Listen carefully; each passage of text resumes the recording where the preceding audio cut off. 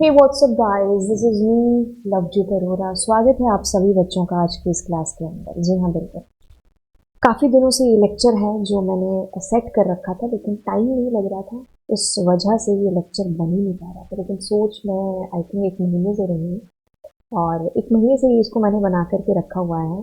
NCERT line by line सोचा था कि मैं चैप्टर 1 कंप्यूटर साइंस का है जिसको मैं दोबारा कराऊंगी। खैर ये हो चुका है और इसको मैंने करवा दिया है, और आपको 11th की जो प्लेलिस्ट है ना उसमें ये मुझे मिल जाएगा। लेकिन मैंने सोचा कि मैंने पाइथन पूरी करा दी है, तो मैं धीरे धीरे करके ऐसे सारे चैप्टर्स करा देती हूँ एनसीईआरटी के, है ना। ओके, तो ये है जी आपकी जो यूनिट 1 है ना, क्लास 11th कंप्यूटर साइंस में और 11th इंफॉर्मेटिक प्रैक्टिसेस में। दोनों में जो पहली यूनिट है that is related to the basic. ठीक है। 11th जो कंप्यूटर साइंस है उसमें आपको ज़्यादा कंटेंट मिल जाएगा आईपी के बजाय। आईपी में इतनी सारी चीज़ें दे नहीं रखी हैं फर्स्ट चैप्टर के अंदर।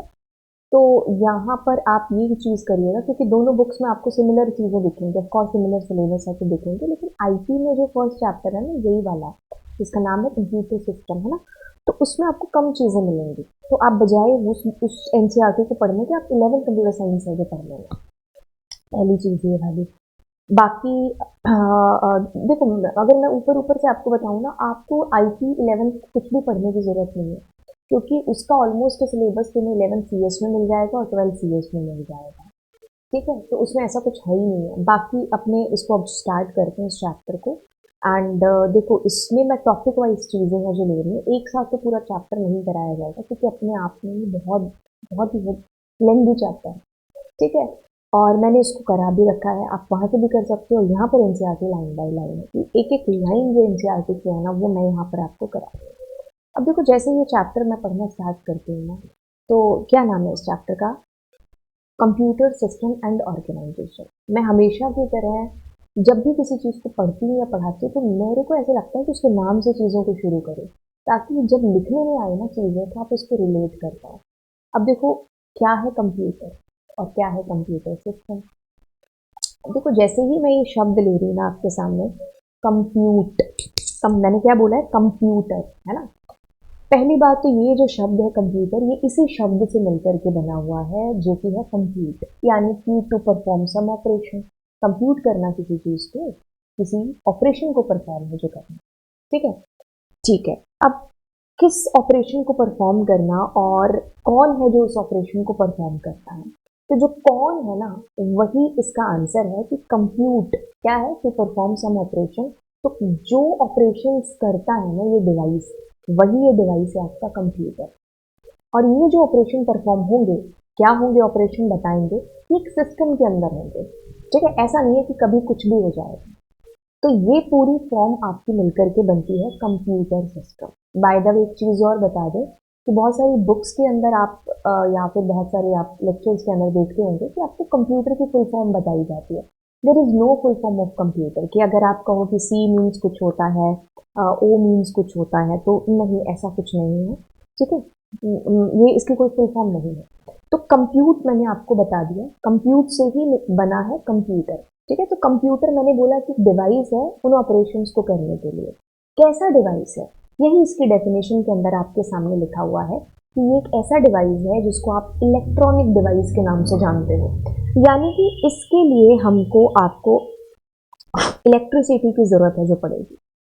ठीक है। अब देखो, ये लैपटॉप है ना। तो ये इसकी ज़रूरत पड़ रही है इलेक्ट्रिसिटी की। हमारा मोबाइल है, आपका लैपटॉप है, आपका पीसी है, कंप्यूटर है, तो सबको इलेक्ट्रिसिटी की ज़रूरत है जो पड़ेगी। तो ये एक ऐसा डिवाइस है जो कि इलेक्ट्रॉनिक डिवाइस है। ठीक है। और मैंने कहा ना कि कुछ ऑपरेशन परफॉर्म होते हैं इसके अंदर, है ना, और सिस्टम के अंदर होते हैं कि एक के बाद दूसरी चीज़ होगी, दूसरे के बाद तीसरी होगी। तो ऐसा नहीं है कि कभी कुछ भी हो जाएगा, सीक्वेंस में सारी चीज़ें हो जाएंगी। अब इसी की परिभाषा कहती है कि computer it is an electronic device that can be programmed to accept data, जिसको आप इनपुट कहते हैं, प्रोसेस एंड जनरेट रिजल्ट, जिसको हम आउटपुट कहते हैं। एक चीज बोले आपको, जब वैसे ये क्लास 11th की बुक है और 11th की बुक का फर्स्ट चैप्टर है 11th, यानी कि हमारी क्लास ऐसे हम 11th है जो लिखते हैं।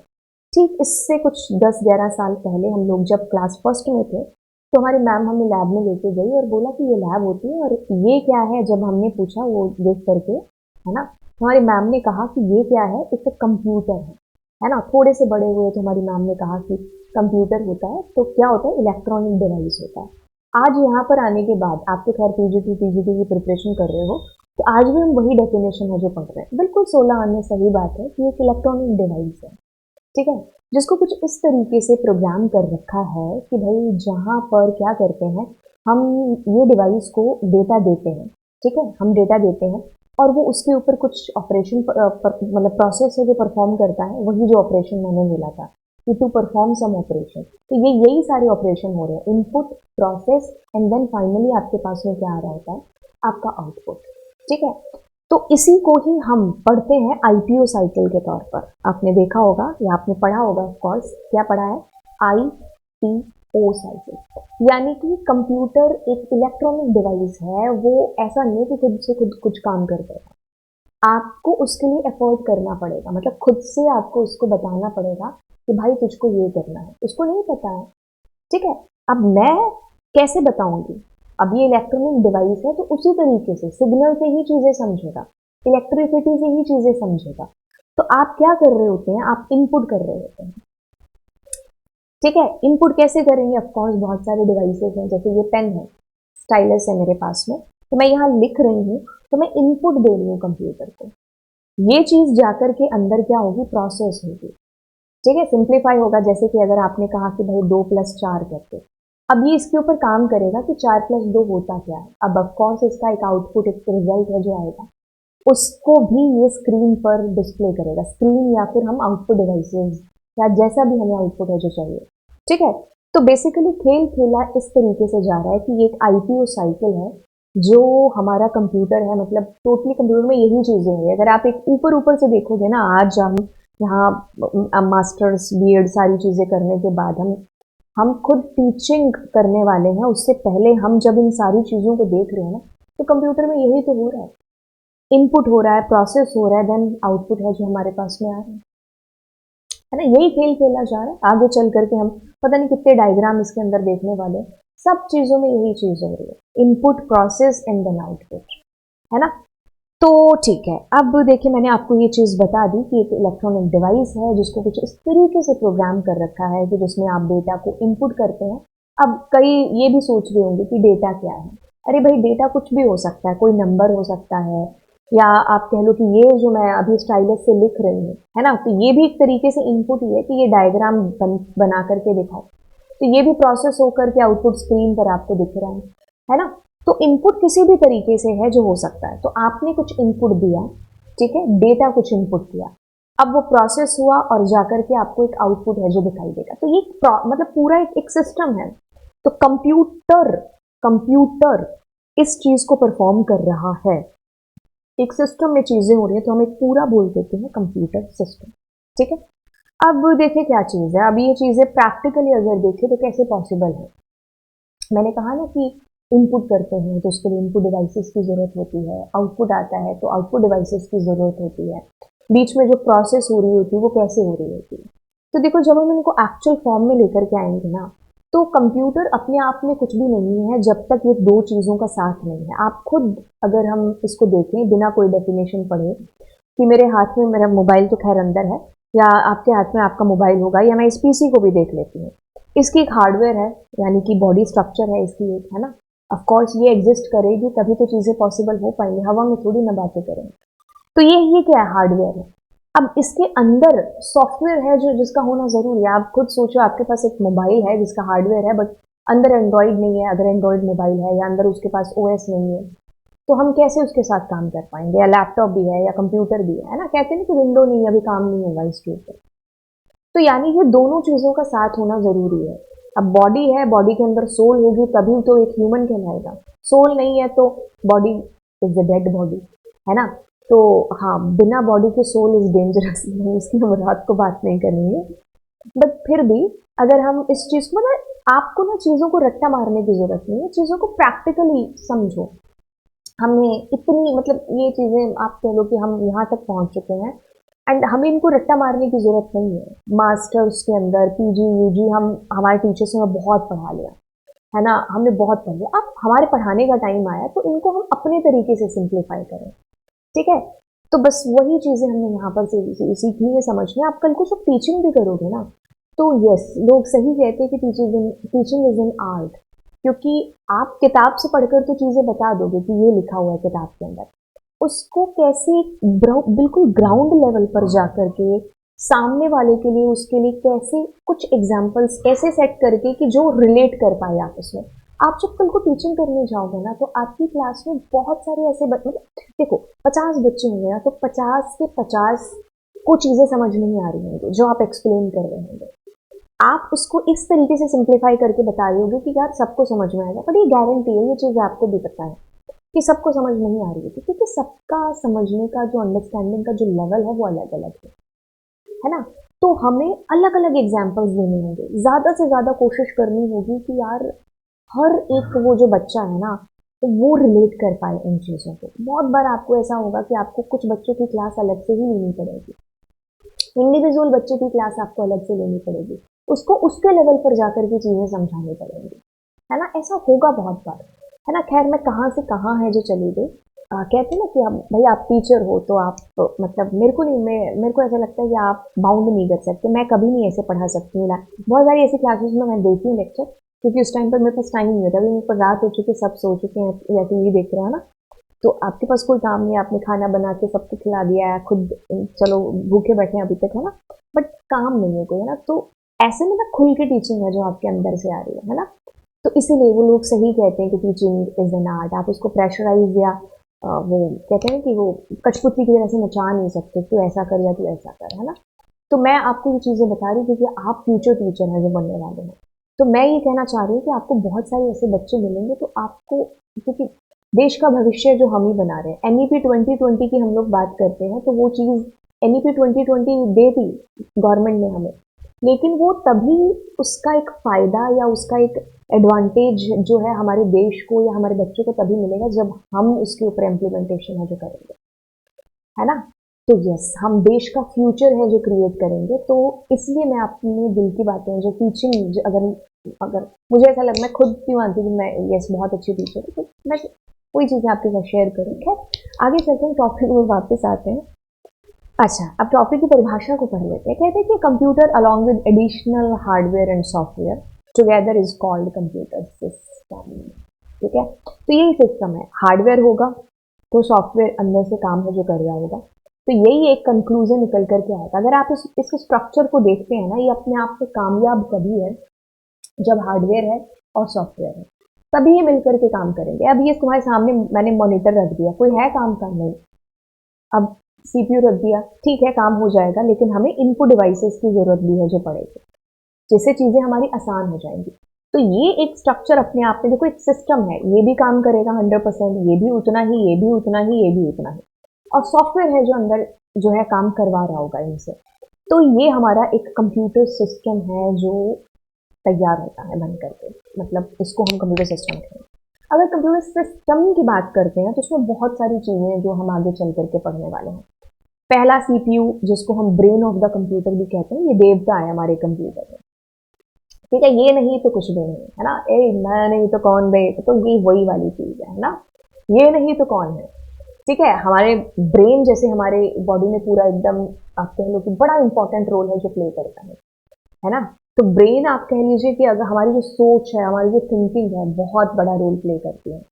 तो वैसे ही आपके कंप्यूटर का ये देवता है, इसीलिए इसको ब्रेन ऑफ द कंप्यूटर कहते हैं, प्रोसेसर कहते हैं, माइक्रो प्रोसेसर कहते हैं। मेमोरी, ठीक है, मेमोरी कंप्यूटर में ऑफकोर्स है जो रोल प्ले कर रही है। आप कुछ भी जो डेटा डाल रहे हो अपने कंप्यूटर के अंदर, वो हवा में थोड़ी ना स्टोर होगा, उसको कोई जगह चाहिए, तो वो जगह ही आपकी मेमोरी है। ठीक है, हाँ यहाँ पर भी बात करते हैं, इसको बात करते हैं स्टोरेज डिवाइसेस।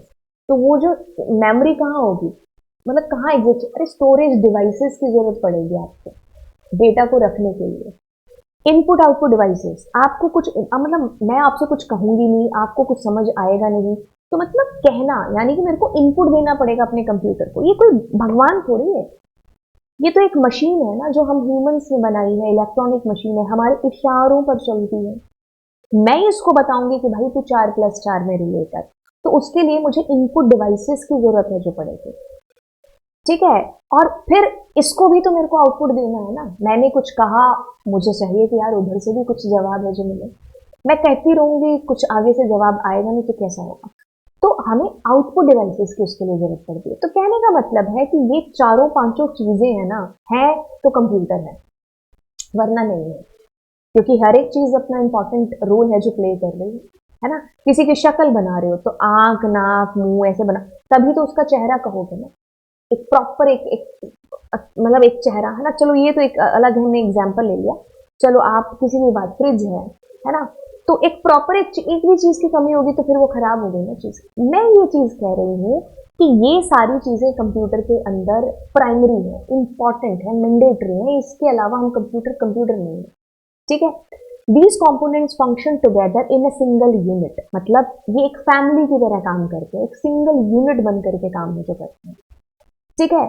और तब जाकर के आपको वो आउटपुट है जो प्रोड्यूस होता है जो आपको चाहिए। ये मेरा पेन नहीं चल रहा है बट मैं इसको अंडरलाइन कर रही हूँ, अब चल गया, ठीक है। तो ये जितने भी कंपोनेंट्स हैं ना, चाहे वो सीपीयू हो, चाहे वो मेमोरी हो, चाहे वो आईओ डिवाइसेस हो, या हमारा स्टोरेज डिवाइसेस हो, ये जब सारे एक फैमिली, एक यूनिट, सिंगल यूनिट की तरह काम करेंगे, तभी आपको आपका एक डिजायरेबल, मतलब जो चाहत है, जो आपका आउटपुट चाहिए, 2+4 है, तो आपके पास क्या है, 4 5 6 आएगा ना। तो ये तभी आएगा जब ये सारे मिलकर के काम है जो करेंगे, ठीक है। आप खुद सोचो, इनपुट नहीं है तो कैसे 2+4 बताओगे, आउटपुट नहीं है तो कैसे डिस्प्ले होगा, मेमोरी नहीं है तो कहाँ डेटा हवा में स्टोर होगा, है ना, ठीक है।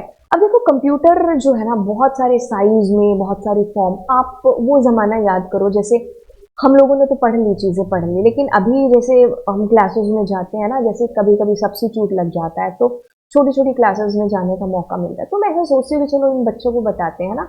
तो जैसे उनके सामने फोटो खींच, मतलब वो उनको प्रोजेक्टर पर दिखाते हैं ऐसे कि ये क्या है, तो सब बच्चे मॉनिटर है, ये कंप्यूटर है। फिर मैं उनको वो जो ENI AC वाले हमारे जो कंप्यूटर थे, एक एक कमरे वाले, उनकी फोटो दिखाती, तो वो पता नहीं क्या है, कुछ मशीन बोलता है, कोई क्या, तो उनको ये बताते कि भाई ये कंप्यूटर था। दे सरप्राइज कि अरे ये कैसे हो सकता है, ये कैसे कंप्यूटर हो सकता है ना। तो मतलब आज के टाइम में अगर हम कहें और उन बच्चों से ये चीज बोले तो उनको तो सरप्राइज ही लगेगा कि अरे यार ऐसा कैसे हो सकता है कि इतने, ना एक एक कमरे जितने कंप्यूटर, आपको इतनी जगह रखनी पड़ती होगी, है ना। यस। तो टाइम के साथ साथ ना चीजों में इम्प्रूवमेंट होता जाता है, हर चीज में इम्प्रूव होता है। मैं अगर कहूँ कि जब मैंने टीचिंग करना स्टार्ट किया था तो इतनी ठहराव नहीं थी, इतनी सहजता नहीं थी, फटाफट आकर के चीजें बताने का लगा रहता था। अब ऐसा होता है कि अब मतलब ऑफ कोर्स चेंजेस आए हैं ना, हर चीज में चेंज होते हैं, है ना। आप अपने आसपास खुद देखो, हम मतलब एक घर में हम रहे हैं बचपन से लेके, है ना। तो जब हम पीछे मुड़ते तो हम कहते हैं अरे एक कमरा हमारे इधर था, उसको तोड़वा के ये बना दिया, ये मतलब कैसे चेंज हो रही हैं चीजें, है ना। तो बिल्कुल एक कंप्यूटर की जो फॉर्म्स हैं, साइज हैं, उनमें बड़ा ही चेंज, बदलाव है जो हमें देखने को मिला है। हाई एंड सर्वर से लेकर के आप कह लो personal computer, laptop, tablet, PC, smartphones, मतलब इतने बड़े जो पीसी होते थे कि जिसके लिए हमें इतने कमरे में उसको रखना पड़ता था, इतना एसी ठंड उसके अंदर क्रिएट करनी पड़ती थी। इतने बड़े बड़े पीसी होते थे जो कि उतनी एफिशिएंसी से किस काम भी नहीं कर पाते थे जितने आज मेरे हाथ में पड़ा हुआ मोबाइल कर रहा है, जितनी फासले काम।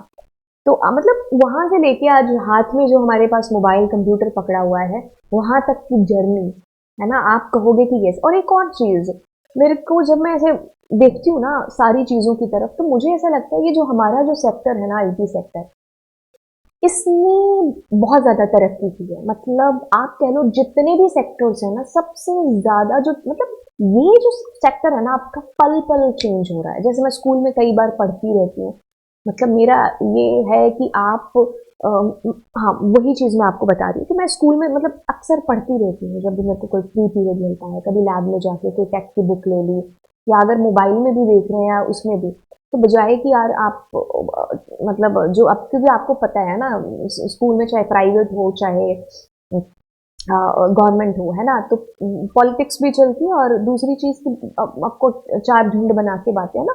तो आई प्रेफर की बजाय कि मैं वहां दिमाग खराब करने के, कभी कभी तो हो जाता है, लेकिन आई प्रेफर कि मैं पढ़ती रहूं। तो मुझसे लोग आके पूछते कि तुम सारा दिन क्या ही पढ़ती रहती है, क्यों पढ़ती रहती है ना। तो मैं उनको कभी कभी बोलती हूँ, नहीं तो मैं नहीं बोलती। तो मन में ये चीज है कि यार हमारा जो सब्जेक्ट है या हमारा जो फील्ड है ना, इसमें आपको अप टू डेट रहना पड़ेगा, है ना। कई बार क्लास में जाते हैं तो बच्चा बोलता है मैम आपको पता है ये चीज़ एक नई टेक्नोलॉजी लॉन्च हुई है। तो यस, आपका जो फील्ड है वो पल पल चेंज हो रहा है, मतलब इतनी प्रोग्रेस है जो हमारा फील्ड आईटी सेक्टर कर रहा है ना। तो आपको अप टू डेट है जो रहना पड़ेगा। बाकी सारे सेक्टर के मुकाबले इसने बहुत तरक्की की है हर चीज़ में। आप कह लो कि एक सॉफ्टवेयर इंजीनियर कितना कमा रहा था और आज जो है एक वेल सेटल्ड, आप कह लो कि अच्छी जो एक पोजीशन है यहाँ पर, है ना। तो यस, तो ये हम बात कर रहे थे बिल्कुल किसकी, कंप्यूटर सिस्टम की वेरियस फॉर्म्स की, जो कि आगे चलकर हम और भी है जो जब टाइमलाइन पढ़ने वाले हैं उसमें बताने वाले हैं। अब ये जो है ना, ये भाई साहब ये जो डायग्राम है ये बड़ा इंपॉर्टेंट है। इसको ब्लॉक ऑफ कंप्यूटर कहते हैं। अगर 11th क्लास के बच्चा कोई देख रहा है तो आप लोगों को ब्लॉक ऑफ द डायग्राम जब आए पेपर के अंदर तो आपको इसको बना के आना है। इसकी अपनी इंपॉर्टेंस है, मतलब ये कर लिया तो कंप्यूटर ही आपने सीख लिया है। सीख लिया का मतलब है कि एक स्ट्रक्चर आपको, खैर इसके अंदर बहुत बहुत चीजें हैं, बट आपको पता चल गया कि हो क्या रहा है। ये डब्बा जो तुम्हारे सामने लगा हुआ है ना, पेन बीच बीच में बंद हो जाता है ना। तो जो आप पीसी की स्ट्रक्चर देखते हो तो वो कैसे वर्क कर रही है। तो देखो चीजें कुछ ऐसे हैं कि मैं इसको चला लेती हूँ। ऐसे चल रहा है तो बहुत अच्छी बात है, ना चले तो फिर इसके मारिए, है। मेरे को लगता है ये इसको ठंड लगती है यार, है ना। जैसे अभी ठंड होगी थोड़ी सी, शायद ये गर्मियों में चल जाते हैं, पता नहीं। मैं भी कैसी बात कर रही हूँ, अभी मैं टेक्नोलॉजी की बात कर रही हूँ, आईटी सेक्टर की बात कर रही हूँ, इतनी मैं नॉलेज वाली बातें कर रही हूँ और खुद ही कह रही हूँ कि इसको कोई बात नहीं, है ना। एक बच्चा जो हमारे अंदर होता ही है ना, स्टूपिडिटी वाली बातें हम नहीं करेंगे तो कौन करेगा। वो भाई साहब चल जा, कि नहीं चलेगा तो बच्चों का पेपर, हाँ बिल्कुल है। देखो क्या चाहिए, देखो अब क्या होता है कि सबसे पहले तो देखो आप हम बंद हो गया, कोई बात नहीं, आप पढ़ लेंगे। सी इनपुट डिवाइसेस, ठीक है। तो क्या है जो भाई साहब आपके पास इनपुट डिवाइसेस, ठीक है, होना जरूरी है, ठीक है। इनपुट डिवाइसेस मेनली हम कीबोर्ड माउस, है ना, ये पेन, है ना, आप देख रहे हो, तो इनपुट डिवाइसेस है। अब इनपुट डिवाइसेस आपको पता चल गया, अब मतलब हम अपने कंप्यूटर को एक इनपुट है जो दे रहे हैं, ठीक है। अब देखो होगा क्या अगर हम बेसिकली देखें, तो जैसे ही आपने कुछ इनपुट किया, कुछ मतलब आप 2+4 कर रहे हैं, तो अब आप अपने कंप्यूटर को एक इंस्ट्रक्शन दे रहे हो कि भाई 2+4 है जो करके थे। अब वो कहाँ जाएगा, रैम के अंदर जाएगा, डेटा स्टोर होगा मेमोरी के अंदर। हमारे जो सीपीयू भाई साहब है ना, अब उस डेटा को यहाँ से लेंगे। देखो सुनो सुनो सुनो, आगे चल करके आप ये चीज पढ़ोगे भी, मैं यहीं पर बता देती हूँ कि जो डेटा आपने इनपुट किया है ना, वो आपकी मेमोरी के अंदर डेटा और इंस्ट्रक्शन के फॉर्म में जाकर के स्टोर होगा। अब जो आपका सीपीयू है ना, वो क्या करेगा, इस मेमोरी से उस डेटा को ले लेगा, डेटा और प्रोग्राम्स की फॉर्म में। प्रोग्राम्स क्या होते हैं, सेट ऑफ इंस्ट्रक्शंस। यानी कि आप बहुत सारा डेटा देते हो तो ऑफ कोर्स उस अकॉर्डिंग आप इंस्ट्रक्शंस भी दोगे कि इस डेटा का ये करना है, इस डेटा का ये करना है। तो set of instruction is called a program. अब ये सीपीयू क्या करता है, डेटा और प्रोग्राम्स को रखता है, ठीक है। अब रखता कहाँ है, ऑफकोर्स इसके अंदर रजिस्टर होंगे जिसकी बात हम लोग करेंगे। तो हम इसको डेटा दे चुके हैं, ठीक है। मतलब क्या है कि हमने इनपुट किया है 4+2 या 2+4, ये डेटा यानी कि यहाँ पर जो आपकी मेमोरी में है ना, डेटा और इंस्ट्रक्शन के तौर पर हमारा जो है, जो भी हमने इनपुट किया वो स्टोर होगा। तो डेटा क्या दिया है, अगर हम डेटा की बात करें तो हमने डेटा दिया है यहाँ पर 2, फिर प्लस दिया और 4 दिया, तो डेटा 1, डेटा 2, डेटा 3। और क्या करना है, हमने करना है जी 2+4, ये इंस्ट्रक्शन है आपके कंप्यूटर को कि भाई इस डेटा का ये कर। ऐसी बहुत सारी हम इंस्ट्रक्शंस दे रहे होते हैं, तो बहुत सारी इंस्ट्रक्शन क्या होती है, प्रोग्राम होती है, ठीक है। तो अब ये क्या करेगा, डेटा और प्रोग्राम को ले लेगा। अब उसके ऊपर क्या करेगा, ये अर्थमेटिकल ऑपरेशन है जो परफॉर्म करेगा, या लॉजिकल ऑपरेशन परफॉर्म करेगा अपनी एएलयू यूनिट पे। कर दिया इसने ऑपरेशन परफॉर्म। अब ये क्या करेगा, वापस से जो आपकी मेमोरी है उसको आउटपुट दे देगा, मतलब कि ये ले, तुझसे यूजर ने ये चीज मांगी थी, ये ले। अब वहां से हम इसको चाहे अपनी उसमें हार्ड डिस्क वगैरह में स्टोर करा लें, या हम आउटपुट डिवाइस जो है वहां पर हम अपना आउटपुट है जो देख लें। तो ये बेसिक एक स्ट्रक्चर है जो रहती है, ठीक है। तो इसमें ये बोला गया है कि ये जो डायरेक्ट लाइंस है ना, ये पूरा फ्लो दिखा रही है कि क्या कहाँ से कैसे चीजें हो रही हैं, ठीक है। ओके, ये तो बड़ा बेसिक मैंने आपको यहाँ पर बताया। अब देखो इसको पढ़ते हैं, कहते हैं कि हाँ अब आते हैं इसके ऊपर, है ना। तो देखो अभी मैंने आपको चीज़ें हैं जो कि ये हमारा कंप्यूटर है, ये मॉनिटर है, इसके साथ ये एक सीपीयू हमने लगा रखा है, ये हमने एक जो है हमारा कीबोर्ड है, ये एक माउस है ना, ऐसे करके हमने ये सारी चीज़ें अटैच कर रखी है। तो ये एक कंप्यूटर हमारा बनता है। डायग्राम पर ज़्यादा है ना मत जाना, है ना, दिल पे मत ले लेना कि अरे क्या बना दिया मैंने, है ना, समझने वाले समझ गए होंगे। वैसे हम कंप्यूटर वालों की जो डायग्राम वाली जो स्किल होती है वो हाँ पता है आपको कैसे होता है ना। तो ये क्या है, ये हमारा पूरा का पूरा एक स्ट्रक्चर एक बन गया जिसको हम क्या बोलते हैं, कंप्यूटर बोलते हैं, है ना। अब देखो इसको मैंने कहा कि this is monitor, this is keyboard, this is mouse. इसको हमारे मैम जब हमें कभी बचपन में लेकर के गई थी हमारे लैब के अंदर और हमने पहचानना सिखाया था कि ये मॉनिटर होता है, ये हमारा कीबोर्ड होता है, ये हमारा माउस होता है, मतलब बेसिक बेसिक चीज़ें है ना। जैसे मैम की फिंगर यहाँ पर जाती है कि मैम पूछती है कि भाई ये क्या है, तो हम कहते हैं कि भाई ये सीपीयू है ना, और हमारी मैम ने भी हमें बताया था कि ये सीपीयू है। एक्चुअल में क्या है कि जो हमारा सीपीयू है ना भाई साहब, वो इसके अंदर विराजमान है। तो ये क्या है, ये हमारा है कैबिनेट बॉक्स, ठीक है, या फिर हम इसको सिस्टम यूनिट भी है जो कह देते हैं। तो वो जो बॉक्स हम लोग देखते हैं दैट इज कैबिनेट बॉक्स। उस कैबिनेट बॉक्स के अंदर ही हमारे सीपीयू महाराज है जो विराजमान है जो होते हैं, ठीक है। तो हम जनरली उसको बोल देते हैं सीपीयू, बट एक्चुअल में वो जो बॉक्स है वो घर है सीपीयू का। वो क्या है, कैबिनेट बॉक्स है, ठीक है। हम उसको सीपीयू बोल देते हैं, इसमें कोई ऐसे कोई वो बात नहीं, क्योंकि सीपीयू उसके अंदर है। तो मेन जो देखो क्यों बोलते हैं हम उसको सीपीयू, अगर हम इसको देखें भी तो एक्चुअल में क्या है कि ये जो बॉक्स है इसके अंदर है जी सीपीयू। मैंने कहा कि सीपीयू एक राजा है जो आपके कंप्यूटर में सब कुछ करता है, जितने काम करने वाला है वो हमारा सीपीयू है। तो सीपीयू हमारा इसके अंदर होता है। तो एक तरीके से अगर हम मोटे रूप पर देखते हैं ना कि हमारा मॉनिटर है, ये हमारा कीबोर्ड है, ये हमारा माउस है, हमने इंस्ट्रक्शंस दी, तो ये इंस्ट्रक्शंस यहाँ जाती हैं सीपीयू के पास में।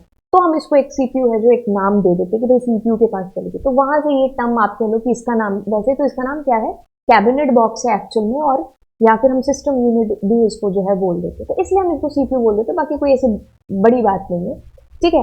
ओके, तो ये हमारा जो है सीपीयू है, मतलब ये है करता धरता, जितनी भी चीजें हो रही हैं वो यही है कर रहा है।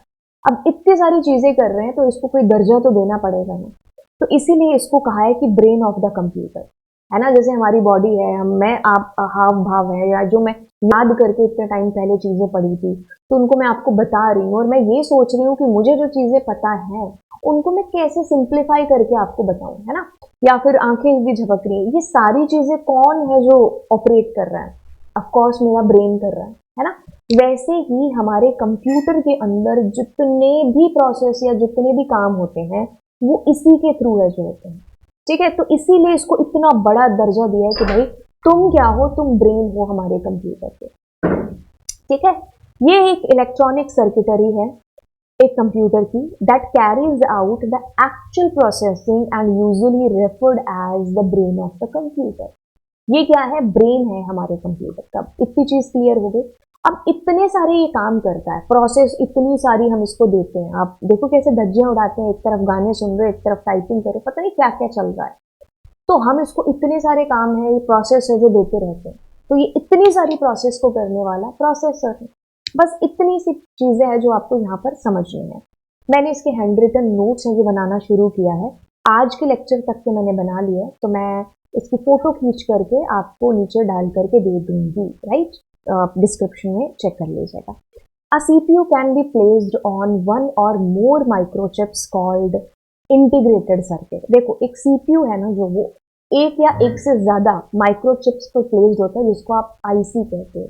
आईसी यानी कि इंटीग्रेटेड सर्किट। ये वही टाइम है जो थर्ड जनरेशन का टाइम, वैसे तो हम माइक्रो प्रोसेसर में इसको दोबारा से पढ़ने वाले हैं, बट अब हमारे पास आ ही गया तो हम थोड़ा देख लेते हैं। ये वो टाइम था जिसमें आप कह लो कि भाई एक तरीके से साइज कंप्यूटर का और प्राइस कंप्यूटर का, है ना, जो कम किया था। मतलब दिस वाज द टाइम जब एक्चुअल में रिवॉल्यूशन आया था। वैक्यूम ट्यूब आए, ट्रांजिस्टर्स आए। तो कहते हैं कि a CPU can be placed on one और मोर माइक्रोचिप्स कॉल्ड आईसी, जिसको हम इंटीग्रेटेड सर्किट कहते हैं। वैसे हम इसको इवोल्यूशन वाला जो हमारा नेक्स्ट चैप्टर है उसके अंदर हम लोग बिल्कुल इसको देखने वाले हैं। अभी के लिए आप यही समझो कि ये जो है इसके साइडों में ये देखो ये लगी हुई है ना, ये माइक्रोचिप्स हैं। तो एक तरीके से एक सीपीयू को हम इम्प्लांट कर सकते हैं बहुत सारी माइक्रोचिप्स पर, जिसको आईसी बोलते हैं, इंटीग्रेटेड सर्किट बोलते हैं, या सीधी भाषा में बोले सीपीयू जो हमारा इंटीग्रेटेड सर्किट या आईसी है, उसके ऊपर एक तरीके से इम्प्लांट है जो होता है। अब ये जो आईसी है ना, ये बने होते हैं सेमीकंडक्टर मटेरियल से। बस इतनी सी चीज़ हमें इसके अंदर जानने की ज़रूरत है। बाकी हम लोग जब इसमें इवोल्यूशन पढ़ने वाले हैं या माइक्रो प्रोसेसर वगैरह आगे चल करके, तब इनको बहुत अच्छे ढंग से हम लोग देख लेंगे। Okay, the CPU is given instruction and data through programs. अब ये वो वाली चीज़ आ रही है जो मैं अभी आपको समझा चुकी हूँ, the block diagram of computer के अंदर। इसको पढ़ते कहते हैं कि the CPU then fetches the data and patches the program and data from the memory and perform the arithmetic and logic operation as per the given instruction and stores the result back to the memory। कहानी कैसे चलती है अभी हमने देखा तो इस block diagram के अंदर हम यहाँ से कुछ क्या करते हैं, इनपुट करते हैं, कुछ इनपुट डिवाइसेस का इस्तेमाल करके।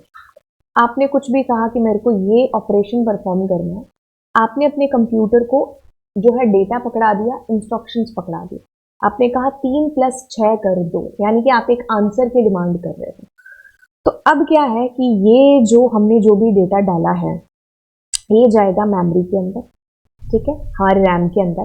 किस फॉर्म के अंदर जाएगा? डेटा और इंस्ट्रक्शन, ठीक है। अच्छा, अब क्या है, हमारा जो सीपीयू है यहाँ से, ठीक है, ये क्या करेगा, इस डेटा को मेमोरी से लेगा, और वो किस फॉर्म में लेगा? डेटा और प्रोग्राम्स की फॉर्म में। कभी हमें बोला गया था कि यार व्हाट इज प्रोग्राम, तो हम कहते थे कि program means set of instructions, यानी कि हम ऐसा बहुत सारा डेटा एंड बहुत सारी इंस्ट्रक्शंस अपने कंप्यूटर को देंगे कि भाई ये मेरे लिए सिंप्लीफाई करके दो, या इसका मेरे को आंसर है जो दो। तो अब वो जो डेटा और सेट ऑफ इंस्ट्रक्शंस हमें भेजी हैं, वो इंस्ट्रक्शंस और डेटा की फॉर्म में मेमोरी के अंदर जाएंगी। वहां से जो हमारा सीपीयू है, ये क्या करेगा, उस डेटा को और सेट ऑफ इंस्ट्रक्शंस जिनको हम प्रोग्राम कहते हैं, उनको लेके आएगा और उन पर ऑपरेशन परफॉर्म करेगा। कौन सा ऑपरेशन परफॉर्म करेगा? मतलब जो भी हमने बोला है, जिस जिस हिसाब से भी हमने इंस्ट्रक्शन दी है, तो वो करेगा कौन? वो करेगा अरिथमेटिक एंड लॉजिकल यूनिट, जो हमारे सीपीयू के अंदर थी। कौन सी 2 यूनिट थी? एक तो कंट्रोल यूनिट है और एक अरिथमेटिक एंड लॉजिक यूनिट है, ठीक है। तो ये जो है ना अरिथमेटिक और लॉजिक यूनिट, इसमें से ये जो एएलयू है, ये ऑपरेशन परफॉर्म करेंगी जो हमने बोला है कि ये काम हमारे लिए करके देते। तो आई बात समझ में कि क्या क्या चीजें यहाँ पर हो रही है। तो पहली चीज हमने यहाँ से इनपुट किया, हमने क्या इनपुट में दिया? हमने डेटा दिया, ठीक है। हमने कहा कि ये डेटा है, उस पर ये चीज करके दे दो। अब वो चीज गई मेमोरी के अंदर, डेटा और इंस्ट्रक्शंस की फॉर्म में स्टोर हो गई। अब वहां से जो हमारा सीपीयू है क्या कर रहा है, उस डेटा को और उन सेट ऑफ इंस्ट्रक्शंस को, यानी कि प्रोग्राम को लेकर के आया, और वो जो हमने इंस्ट्रक्शंस बोली थी जिस हिसाब से, कह रहा है ना कि सीपीयू फैच कर रहा है, यहां से लेने का मतलब फैच कर रहा है डेटा मेमोरी से, program and data from the memory and perform arithmetic logic operation. जो हमने ऑपरेशन परफॉर्म करने के लिए बोला, आपने प्लस कहा है तो प्लस, छोटा बड़ा कहा है कि ये 5 से बड़ा है या 6 से बड़ा है, उस अकॉर्डिंग जैसे आपने इंस्ट्रक्शन दे रखे हैं, ठीक है, उस तरीके से आप ऑपरेशन परफॉर्म करेगा। और वापस से जैसे आपने 6 + 3 या 3 + 6 बोला था, तो इसका एक रिजल्ट आएगा, वो वापस से मेमोरी को दे देगा कि ये ले, मेमोरी से उठाएगा, ऑपरेशन परफॉर्म करेगा और मेमोरी को ही आंसर वापस है जो रिटर्न कर देगा, ठीक है। तो ये एक बेसिक एक चीज यहाँ पर होती है हमारे सीपीयू के साथ में। अब कुछ थोड़ा सा आगे चलेंगे। अब ये कहता है कि देखो, अब इसमें एक अच्छी सी टर्म आ रही है आपके पास में, जो कि रजिस्टर्स है। अब होता क्या है खेल, देखो, हमने कहा कि हम यहाँ पर इनपुट डिवाइसेस का यूज कर रहे हैं, और हमने कुछ इंस्ट्रक्शंस अपने कंप्यूटर को दी, डेटा दिया कि ये काम कर दो। अब ये गया मेमोरी के अंदर, और अभी अभी हमने पता किया है कि ये जाकर के स्टोर होता है डेटा एंड इंस्ट्रक्शन की फॉर्म में, ठीक है। तो डेटा क्या है? डेटा हमने किया है 2, ये डेटा नंबर 1, हमने कहा प्लस ये डेटा नंबर 2, 4 ये डेटा नंबर 3। इंस्ट्रक्शंस यानी कि हम कह रहे हैं कि 2 + 4 हो जाए। ये कहां पर स्टोर है? ये मेमोरी के अंदर स्टोर है। अब क्या होगा कि यहां से सीपीयू आएगा, ठीक है, ये हमारे इस डेटा को लेगा और इन इंस्ट्रक्शंस को लेगा, ठीक है। सेट ऑफ इंस्ट्रक्शंस हमने ऐसी बहुत सारी दे रखी है जिनको हम प्रोग्राम्स कहते हैं। अब ये डेटा और इंस्ट्रक्शंस वापस अपने पास फैच करके लेकर के आएगा। देखो जब हमने डेटा दिया तो वो स्टोर था कहां पर, मेमोरी के अंदर। अब वहां से जब सीपीयू लेकर के आ रहे हैं अपने पास में, तो वो भी तो कहीं ना कहीं स्टोर करेगा ना, ऐसे हवा में थोड़ी ऑपरेशन परफॉर्म करेगा, उसको भी तो रखने के लिए जगह है जो चाहिए। तो यहाँ पर क्या होते हैं, इसकी मेमोरी होती है, लोकल मेमोरी जिसको ये बोलता है, और जिसको हम कहते हैं रजिस्टर्स।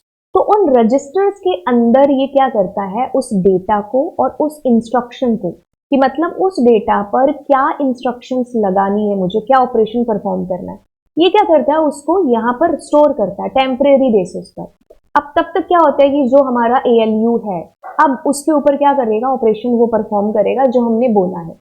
एएलयू ने काम कर दिया, अब उसका एक रिजल्ट आएगा, अब वो रिजल्ट भी तो स्टोर होगा ना रजिस्टर में। अब रजिस्टर से वो कहां पर जाएगा, यहां पर जाएगा वापस मेमोरी के अंदर। समझ में आई चीज? तो इसीलिए इसको पढ़ते हैं, इस लाइन को। कहता है कि वाइल प्रोसेसिंग, जब प्रोसेसिंग हो रही है, the CPU stores the data as well as instructions in its local memory, जिसको हम रजिस्टर्स कहते हैं। खेल देखो किस तरीके से हो रहा है, मैं दोबारा से बताऊं। आपने कुछ डेटा इंस्ट्रक्शन दिया हमारे कंप्यूटर को, मेमोरी में वो डेटा और इंस्ट्रक्शंस की फॉर्म में स्टोर हुआ। आपने ऐसी बहुत सारी इंस्ट्रक्शंस कंप्यूटर को दी, अब आपका जो सीपीयू है उस डेटा को और उन प्रोग्राम्स को, सेट ऑफ इंस्ट्रक्शंस को लेता है। अब सीपीयू जो हमारा है वो एक टाइम पर एक ही काम है जो करेगा, है ना, एक टाइम पर एक काम करेगा। तो अब इसके पास क्या होगा, इसकी लोकल मेमोरी होगी जिसको रजिस्टर्स कहते हैं। तो वो उस टाइम के लिए, जैसे आपने कहा 2+4, तो 2+4 को स्टोर किया, और क्या करना है हमें, 2+4, तो डेटा भी स्टोर कर लिया और मेमोरी भी, इंस्ट्रक्शंस भी स्टोर कर ली कि ये इस पर परफॉर्म करना है। अब जो अर्थमेटिक लॉजिक यूनिट होगी इसके अंदर, वो ऑपरेशन परफॉर्म करेगी और एक रिजल्ट देगी, और फिर जो जाकर के 6 रिजल्ट आएगा वो भी रजिस्टर में स्टोर होगा। अब यहां से ये वापस दे देगा मेमोरी को कि ये ले तेरा आंसर उस डेटा और इंस्ट्रक्शन का। तो टोटल मिलाकर के कितने रजिस्टर्स हो गए, 3 रजिस्टर्स हो गए। एक तो डेटा को स्टोर करने वाला, इंस्ट्रक्शन को स्टोर करने वाला, और रिजल्ट को स्टोर करने वाला। Registers are the part of the CPU chip, they are limited in size and number. अब देखो क्या चीज है, क्योंकि देखो सीपीयू एक टाइम पर एक काम करेगा, तो इनको रजिस्टर्स का साइज भी है जो उतना सा ही चाहिए।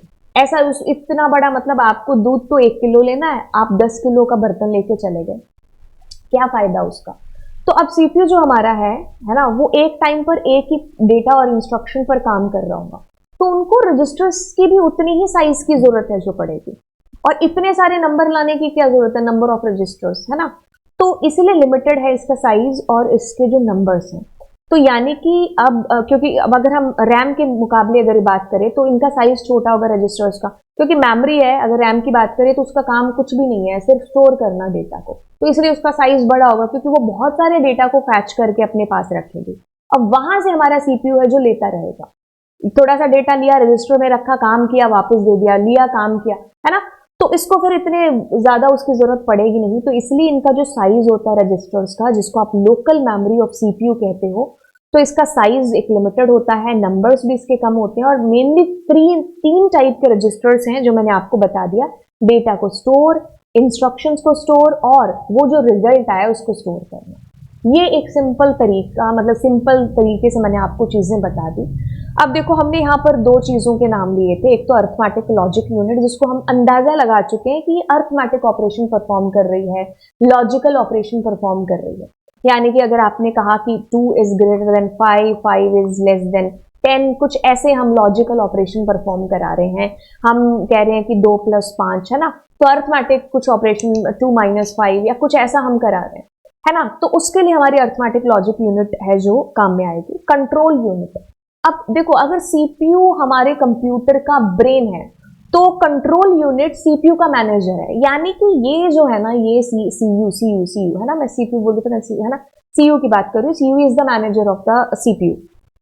ये जो हमारा सीयू है ना, ये मैनेज करता है ये सारे काम, ठीक है। ये खुद कुछ नहीं करेगा, लेकिन जो काम हो रहे हैं कि इनपुट डिवाइसेस से डेटा को लाना, एएलयू से काम सारे के सारे कराना, उसका आउटपुट कहाँ से आएगा, कहाँ कौन से रजिस्टर में स्टोर होगा, कैसे उसको वापस लेकर जाएंगे, तो इन सारी चीजों को जो कंट्रोल करता है ना, वो हमारा यही है कंट्रोल यूनिट, इसीलिए इसका नाम कंट्रोल यूनिट है। It's a manager of computer, वो मैनेज करता है सारी की सारी चीजों को।